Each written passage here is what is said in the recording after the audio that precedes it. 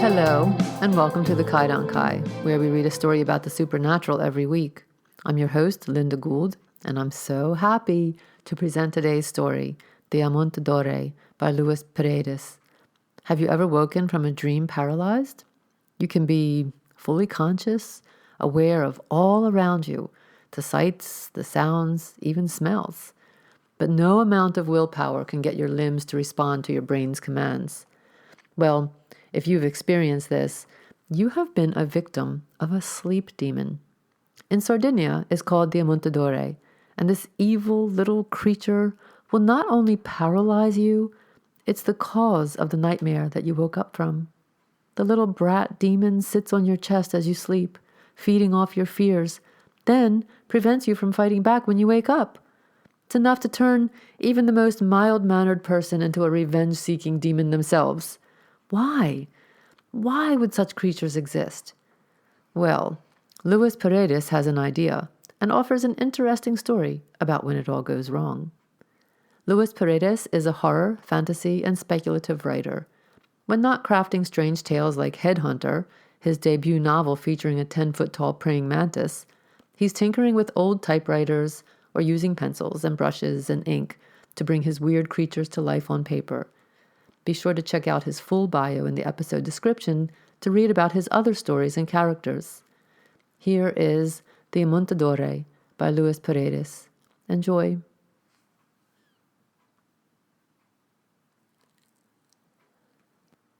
Oh gods, it's happened again. I can't move. My entire body, all 3 segments, wings and tail, are paralyzed. I tell myself to breathe. The last time this happened, I managed to wake up before he appeared. How is this possible? I'm the sleep paralysis demon. I try shaking my head, but my neck muscles tense so tightly that the pain squeezes a stream of black tears from all 4 of my eyes. To make matters worse, the conduit I'm laying on, a huge slab of smooth obsidian, has powered down. The glass now sucks the warmth from my body. I can't tell how long I've been here. Usually, I close my eyes and appear in the world of the living. My job's simple. Squat on a sleeping human and harvest their fear. It's quick and painless. The feeding glands dotting my anus numb my victims into a state of catatonia. I then slurp up my fill, hop off, and make my way back to this chamber where I squeeze out what's owed to Samuel, my boss, and keep the leftovers. But not tonight. Tonight, I'm going to miss my quota again. At this rate, the boss will harvest me. No, that's not going to happen. I just need to snap out of... A gust of wind flows into the chamber, extinguishing most of the tallow candles set around the table I'm on. I hear a voice. His voice. The man's mumbling something in Enochian. His pronunciation is awful, but I catch the gist of what he's doing. A summoning spell. A cloud of purple smoke swirls around the stone ceiling. The puffy tendrils reach down and clot on my chest. This is how he makes his way into the underworld. I can already feel the man's weight bearing down on my exoskeleton. It's getting harder to breathe. Slowly, the entire cloud settles on top of me and solidifies into a lumpy shape. It's him, the poet. The way my neck is turned and the low light make it hard to see all of the man's features, but I can tell it's the same flesh sack that's been visiting me the past few days. He's squatting on my chest, hugging his knees. The plates on my exoskeleton groan as he shifts his bony ass around. Now I can see my tormentor, pale and thin. He has the look of an accountant or a mortician, someone who doesn't get out in the world or see sunlight too often. The man's slick brown hair, parted down the center, looks glossy, almost like a pair of gigantic cockroach wings pasted to his head. A ridiculous painter's brush mustache graces the top of his thin upper lip. I did it. I'm back, he whispers in Enochian. His deep-set brown eyes dart around the room and meet my gaze. Shit, he's going to start with his poetry again. The man wipes his nose with the back of his hand and smiles. Hello, brother. It's good to see you again. I manage a low growl. All I want to do is reach up with my claws and strangle the bastard. He pats my chest. It's okay. I know that you can't get up. I was hoping I could run a few lines of my new poem for you. The candles flare up, glowing red. That means my time in this chamber is almost up. Thank the gods! Even if I don't wake up on my own, the clerk outside will sever the link to the human world. The man's head drops to his chest. Ah, I see that you'll wake up soon. That's too bad. I shouldn't have spent so much time making my summoning circle perfectly round. A garish smile cast in crimson and shadow erupts across his face. Lesson learned. The lights go out. When they flare up again, the man's gone, and I can finally move. There's a knock at the door. Amun, are you finished? I need to hunt too. It's Janara, one of the most gluttonous demons on this level. A slug-shaped beast with an eyeball in her gaping maw. I slip off the slab and make my way toward the knocking. As I open the door, she slithers backwards. Lords, do I look that bad? You look sick, Janara says. Her bloodshot eye focuses on the center of my chest. What happened there? I look down. There are 2 oval-shaped dents in the center of my thorax where the man was squatting down on me. That's never happened before. It wasn't a dream. The human was in the chamber. Beads of sweat start pooling between my segmented joints. I glance back at the obsidian slab in the center of the chamber. Have you ever had anything come through? I ask. What? From the human world? Janara asks, confused. No, that's absurd. They can't cross over. Everyone knows that. She stands there for another moment, as if waiting for me to respond. What's gotten into you? Move! She pushes me aside and slams the chamber door closed. The door glows purple. She's already found a victim. I stumble through the corridor and make my way to the exit. The clerk, a jackal-headed demon, shakes an empty earthenware jug at me. You couldn't squeeze an ounce from your trip? I shake my head and drop 20 sestari on the counter, the fee I have to pay for coming back empty-clawed.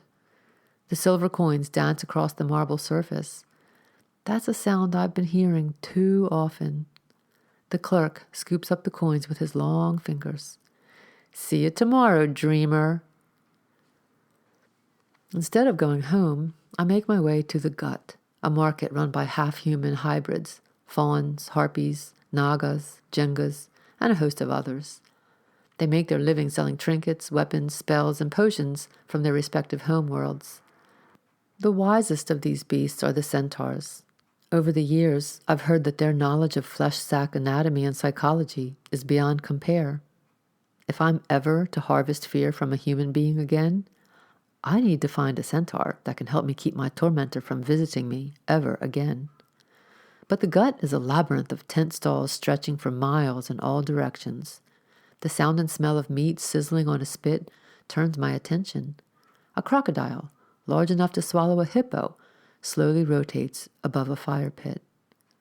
Turning the squeaky metal shaft is a strider, a 10-foot-tall praying mantis demon. The black pupils in his bulbous eyes widen as he catches me eyeing his meal. He extends his sickle-shaped claw and slices off a strip of meat, then extends it my way. The creature's mandibles spread open, revealing half of a human mouth. Would you like a sample? It's savory. I shake my head. Master manipulators. Striders can make you do just about anything without you knowing that they've played you. Accepting a gift is like opening the door to your mind and letting them in. No, that's not necessary, but I am looking for a centaur. The creature's mandibles snap shut. He juts his beak-shaped mouth to the right. The horses are over there, cousin. It takes me almost an hour, but I finally find where the centaurs ply their trade at the gut, a mile-by-mile square of stalls dedicated to these jovial creatures. Hoofbeats, drums, and laughter fill the air. Even the demons shopping here seem to be smiling. Above every stall are hand-painted signs. Most announce their proprietor's specialization in the medical and military arts. One sign, however, catches all of my eyes at once. It reads, Magellan Dracos, Interspecies Medical Arts Master. The owner, presumably Magellan, chats with a customer as I glance over his wares. There are dozens of vials and beakers lining the counter, and even more in the crates stacked up behind him. Dried herbs and flowers hang from the rafters along with leather pouches taut with powders and God knows what other substances. The centaur finishes his conversation and turns. The light gleams off the smooth skin of his torso and the slick, brown coat covering his flanks and four legs. His bright blue eyes light up, and he runs his muscular hands over his smooth scalp. "How can I help you, my friend?" "You're Magellan?" The centaur places his fists on his wide hips and turns his head. "Of course! I am the underworld's foremost demon and Homo sapiens expert. There are famous renderings, you know." I follow his gaze to a pile of small oil paintings of him in the same pose.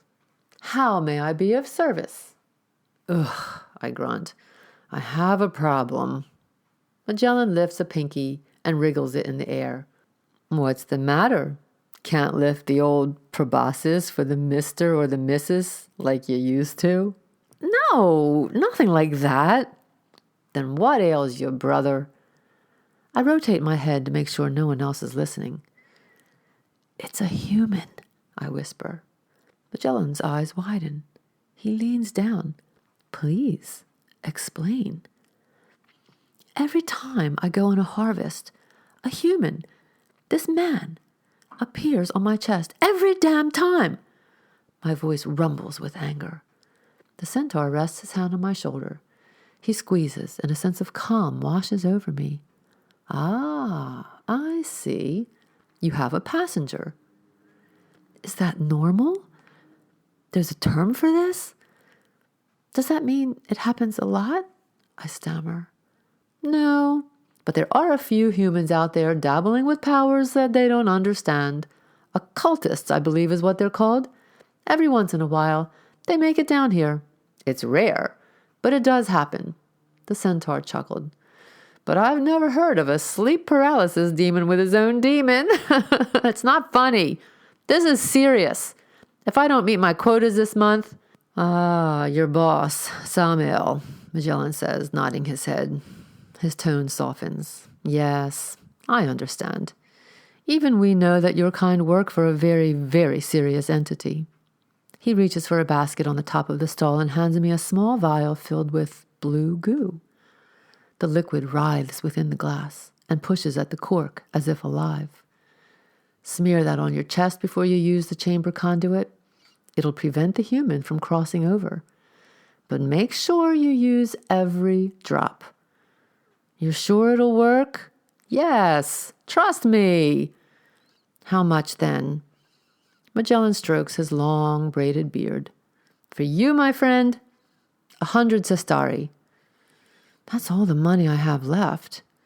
Still, if this goo works, I'll be able to cross over. I can make double that amount if I get hold of 3 dreamers. "Fine," I say, stretching out my claws. The coins materialize on my palms. The centaur swipes the silver and hands me the vial. I try pulling it away, but his grip is strong. "Remember, you have to use every drop. If you don't, the process will backfire and kill you both." I nod and rush back to the chamber. "Come to waste another 20 sestari?" I ignore the clerk and find an empty room. I sit on the slab and uncork the vial. The cool blue liquid falls into my palms. I shake the glass to make sure every drop is gone. I rub my claws together and lather the goo across my smooth chest. I pinch the vial between 2 talons and bring it close to my eyes. There's nothing left, not even a smear. Good. I lay down on the obsidian slab and close my eyes. Someone's snoring. That's a good sign. I crawl toward the sound. It's an elderly man clutching at the sheets.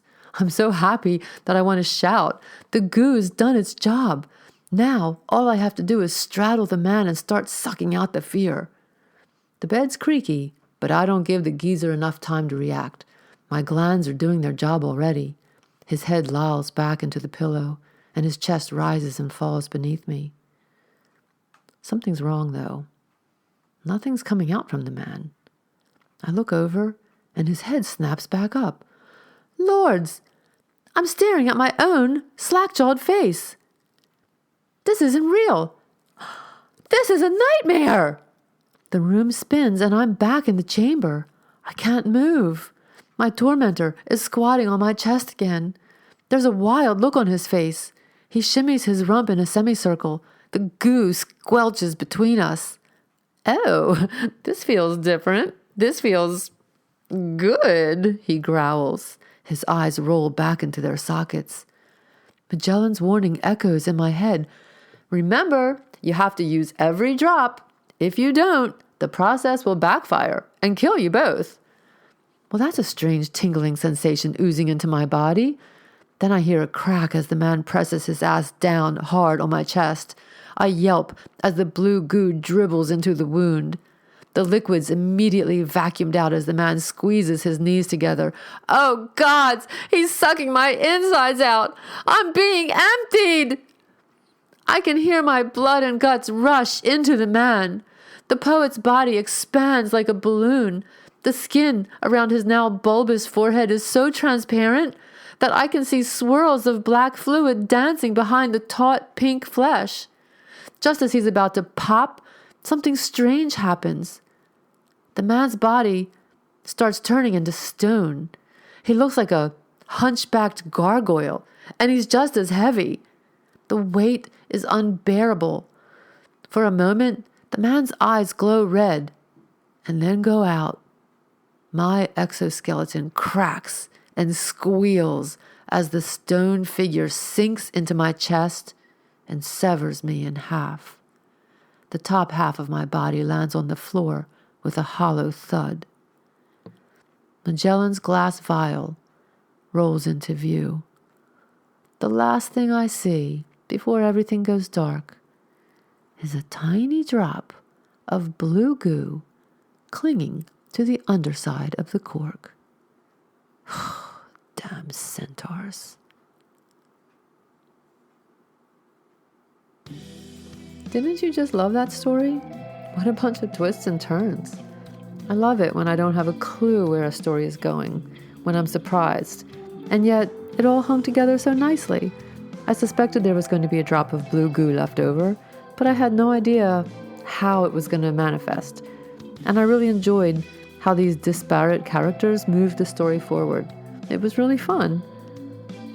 Oh, so I just looked at the schedule to tell you about next week's story, and I realized Christmas is just around the corner.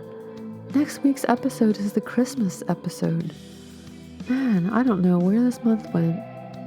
Well, I don't know where this year went. Does anyone else feel like you're in a time warp or something? I mean, I swear I was wishing everyone happy holidays and New Year just last week. I actually have a couple of new ideas for 2023, and I'll explain that in an upcoming podcast. In the meantime, please consider donating to the Kaidankai. The donation links are in the podcast and episode descriptions. Next week's story is the Christmas episode, so I'll have a Christmas ghost story for you. As always, please review the podcast, follow us on Twitter, Instagram, Mastodon, and YouTube. All the information is in the podcast and episode descriptions. Thank you for listening today. See you next week.